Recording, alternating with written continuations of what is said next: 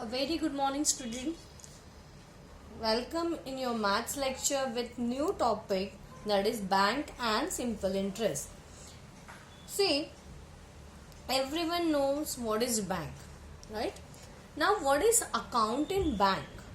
Some terms we are using with subject this bank are written or write down on this board that I am going to explain you one by one. So the first is what? Account in bank. Now what is account in bank?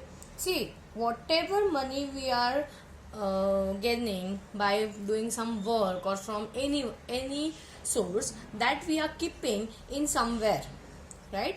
So earlier days people are keeping their money at their home only, but nowadays we are opening an account in bank and we are keeping our money safe in this account, right? So this bank account gives us security of our money or our ornaments or anything we are keeping in this account. Anything means what? Expensive and valuables only. Understand? Now in this, when we are going to open an account, we have to submit some documents. The documents are your residence proof, like your ration card, your voting ID, telephone bill, electric bill are coming in proof of residence. While some proof of identity also you have to submit. That proof of identity means what? Your Aadhaar card, PAN card. That gives your identity. Understand? So these some documents showing that you are a citizen of this city, or you have some proper document with you, and bank can trust you and allow you to open account in their bank, right? Now the next is saving account. When you are going in bank and you are opening an account, there are two options. One is saving account and one is current account. What is saving account? Now in this saving account we are keeping our money for means number of years or the time which you require, right? Also you get some interest on this saving money, right? And you can withdraw some money, you can put your money in that is your saving account. Most probably our normal people, those who are not doing doing any business or all, they are opening this saving account. While current account is what? You can withdraw and in saving account there are some limitations for withdrawing money. If you are going with your parents, you can see that there is limit of 50,000, 1 lakh to withdraw at a time.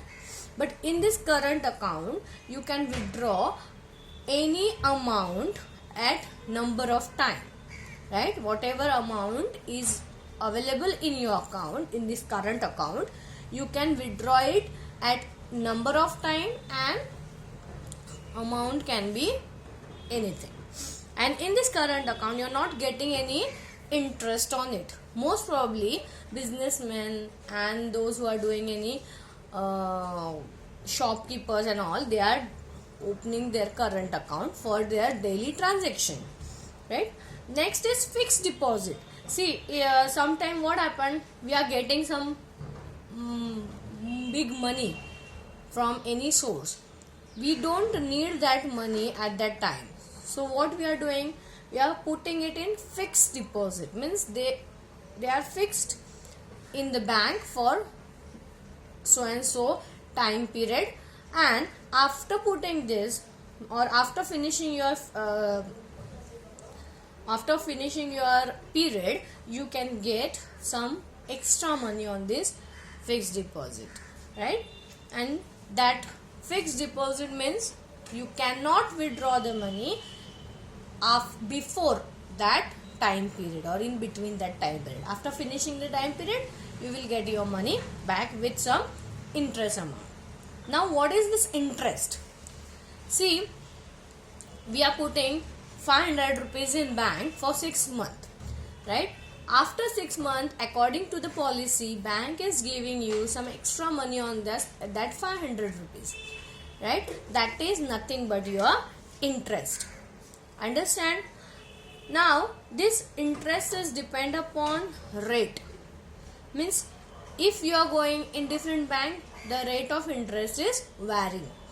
7%, 8%, 2%, 3%, whatever rate of interest is there, that varying, and that calculate on your basic amount, means whatever amount you are putting in the bank, and they will return you this interest with your basic amount, right? Now this rate of interest we are writing as PCPA. Now what is PCPA? PCPA means percent per annum, right? This PCPA means percent per annum. Annum means what? Year. Means for each year you will get this percentage on your basic amount. Now what is principal amount?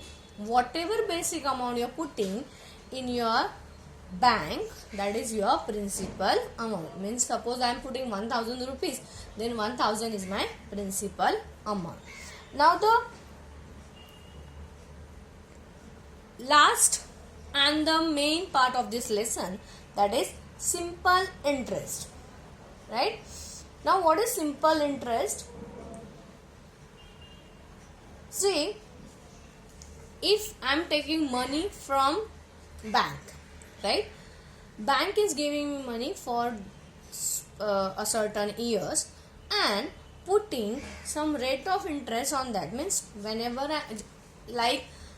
when we are putting money in bank, they are giving us more money in the form of interest on that principal amount or on that basic amount. Likewise, if I am taking loan from bank or I am taking money from bank, they are also charging some more amount from us, and that is called as simple interest. The calculation in this type of interest is simple, so it is simple interest. Understand? Now based on this simple interest, some sums are there.